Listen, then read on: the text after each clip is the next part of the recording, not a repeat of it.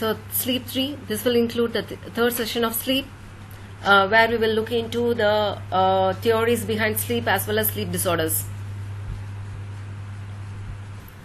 Objectives of this class will be to know the significance of sleep, sleep theory and sleep disorders.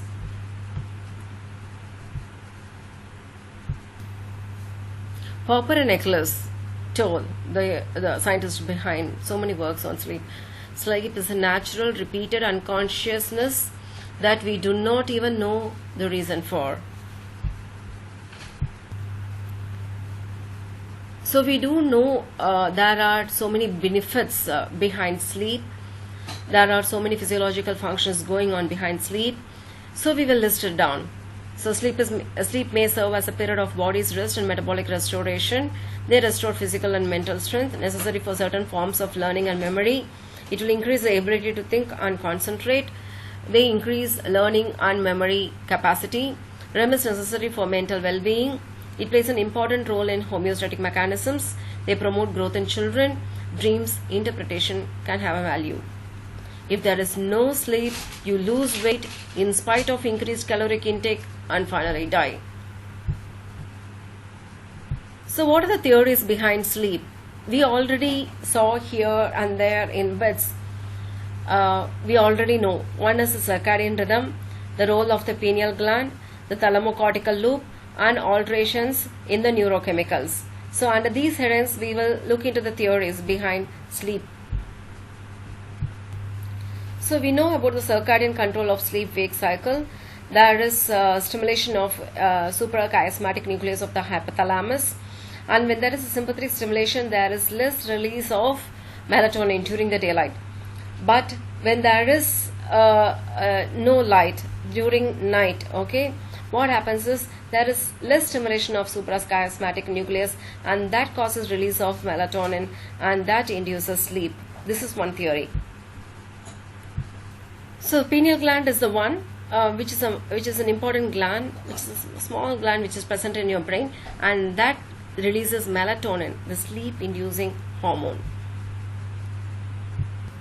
So the third one is about the thalamocortical loop. So what is this thalamocortical loop? When we talked about the thalamus class, we talked about the inputs to thalamus, all the sensory inputs to the thalamus, and the thalamic projections to the cortex, isn't it? And also the cortex also projects back to the thalamus. So there is a thalamocortical loop from the thalamus to the cortex, from the cortex to the thalamus. And this is very, very important. These loops are affected by so many neurochemicals which are secreted within them, as well as from the other neurons nearby, like from your hypothalamus and also from your reticular activating system. These loops are the ones which are responsible, and their secretions of neurotransmitters are the ones that are responsible for the induction of sleep. So in this slide, we can see the modulation of acetylcholine content of pontine reticular activating system by serotonin. So what happens is serotonin affects the release of acetylcholine in the pontine RAS. So if the acetylcholine content is increased, then it causes a sleep. So here already we talked in the previous session regarding this. It is a GABA neurotransmitter secreted from pre-optic nucleus of hypothalamus that will modulate the histamine release from the posterior hypothalamus that influences the thalamocortical activity. So when you have those GABAergic neurons projecting from the pre-optic regions of your hypothalamus, that will cause a decrease in the histamine release from the posterior hypothalamus, and that will decrease the thalamocortical activity, and that will induce your sleep.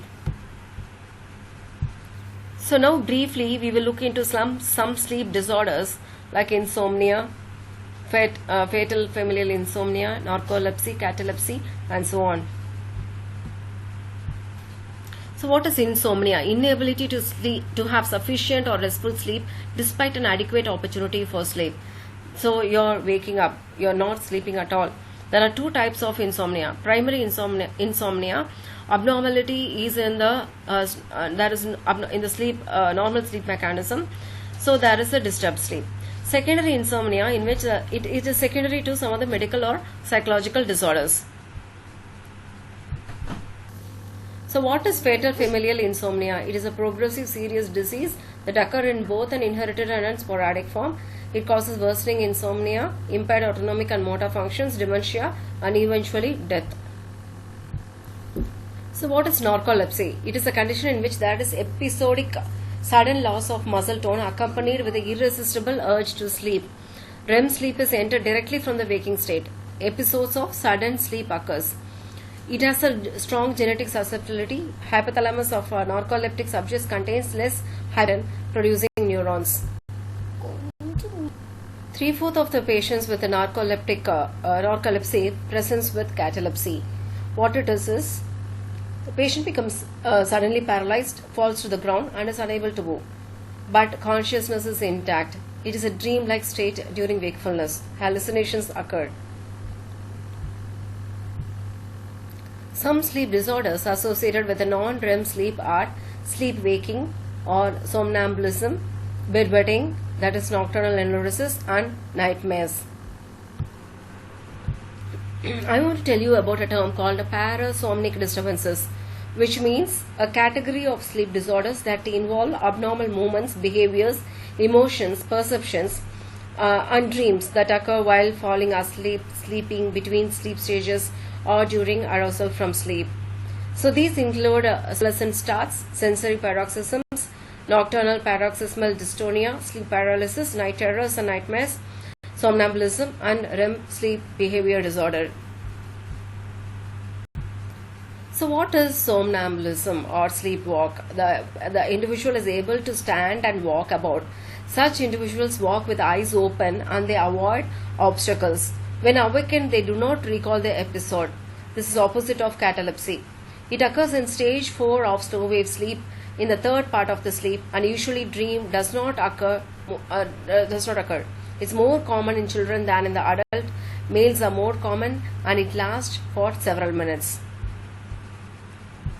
So what is nocturnal enuresis? It's involuntary voiding during sleep, bedwetting. With the daytime continence is there. So it is a frequent disorder in the childhood. It may persist into the adult life. Boys are more affected. It occurs after the 3 and 4 hours of sleep, in stage 3 or 4 of slow wave sleep. It can be functional or failure of neuronal regulation of micturition in sleep. It is preceded by a burst of rhythmic delta waves in EEG associated with general body movements. So what are nightmares? The dreams, okay, where you wake up screaming and appears terrified. It's a problem of childhood. No reason for acute anxiety is recalled. It occurs during stage 3 or 4 of non-REM sleep. Intense fright with marked tachycardia, tachypnea can occur, but then sleep occurs automatically. It lasts only for 1 or 2 minutes. But terrifying dreams that occur during REM sleep are graphically remembered, but these are not remembered. So now we look into REM sleep behavior disorder. This is the paroxysmic disorder that we know commonly occurs in the adults than in the older men or older men. Here we got to understand a term called hypnoid myoclonia. What is this? Is vigorous and often dangerous motor activity that will accompany during vivid dreams. They become aggressive, angry, and shout loudly, or even become violent and cause injury to themselves or to the bedmate. REM sleep is not associated with the inhibition of muscle tone here. What is bruxism? Nocturnal grinding of teeth that usually accompanied with dreams in REM sleep. This is called as bruxism. Sometimes it occurs in daytime sleep also. It occurs in all ages. EMG studies have revealed that masseter and temporalis muscles contract excessively. What is somnolence start? At the beginning or in the early part of the sleep, this occurs. Jerky motor activities occur because of the excitation of the motor center. This is called as somnolence motor starts. It may involve one or both legs or trunk, but less often the arms. It is associated with frightening dreams or sensory experiences. They are different from epilepsy in sleep or nocturnal myoclonus. Sensory paroxysms. What is it? The patient usually gets up in sleep with a feeling that sensation is transmitted through the body. The abnormality involves labyrinthine vestibular mechanisms. What is nocturnal paroxysmal dystonia? This occurs in non-REM sleep. It is characterized by choreoathetotic or ballistic dystonic movements, awake with fearful or astonished expressions like night terrors. It affects any age in both sexes but unusually non-familial. Sleep paralysis occurs during transition from sleeping to the waking state. During this phase, patients are unable to activate their muscles. It occurs towards the end of REM sleep. Respiratory and diaphragmatic functions and eye movements are usually not affected. So what is obstructive sleep apnea? A common sleep disorder of middle-aged people in which time spent in the stage 1 is more stage 1 of non-REM sleep. Duration of 10% of total duration of the night sleep increases to 30 to 50%. Stage 3 and 4 of non-REM sleep, there is marked reduction. What is hyperosmia or excessive sleep? They sleep for days to weeks continuously. This is because of the damage to the brainstem RAS or to the neurons in the subthalamus or hypothalamus. This can also be due to the overactivity of serotonergic neurons in the raphe nucleus because destruction of dopaminergic neurons in the substantia nigra occurs. This is different from other sleeping sickness. So we looked into some of the theories, neurotransmitters behind sleep, as well as most interesting sleeping disorders. Thanks for the patient listening. It's a pleasure. If any doubts, please contact.